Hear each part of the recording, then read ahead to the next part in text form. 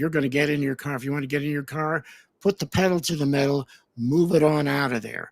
But there's got to be some kind of a plan. And if you don't have a plan, that's why people get trapped and that's why people die. It's so frustrating. We call that ingress and egress. We require subdivisions and communities and so on to have ingress and egress. And it's the human factors in planning to escape these kinds of situations are so paramount. And I'll give you an example.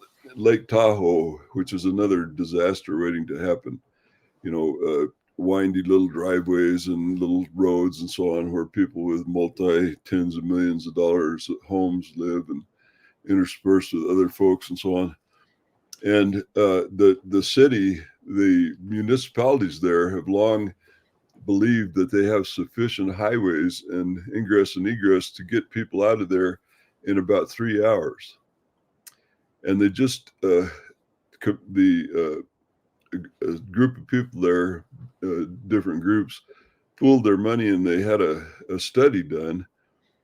And the study found that a minimum of 12 hours would be needed to pull people out of there. And by then, there's a whole bunch of dead people. Right. And it's the same way with plans. So after a deal like this, the fire departments are going to have people's attention for about 6 months, maybe a year. And people are going to, oh yeah, and they're going to bear down and so on. And then pretty soon the vagaries of life take over and, the bills need to be paid and they've got stuff to do and it just kind of dwindles away. Yeah, they know the eucalyptus are growing outside, but, they just don't have time or skill or money to do anything about it. So we'll probably be all right. And pretty soon in 2 years or so, nobody can remember that there was a problem.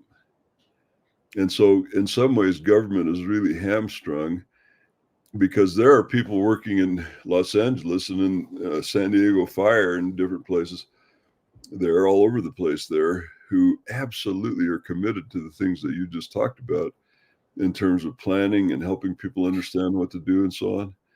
And they have, 30-year careers there, spending their time trying to help people understand these things, only to watch it all fall apart in the event. Well, this is pretty common, and not just with fires. It is common, for instance, in areas where there are hurricanes. South Florida is a good example. Every single time there's a major event like that, you see pictures of the highways clogged with people trying to get out.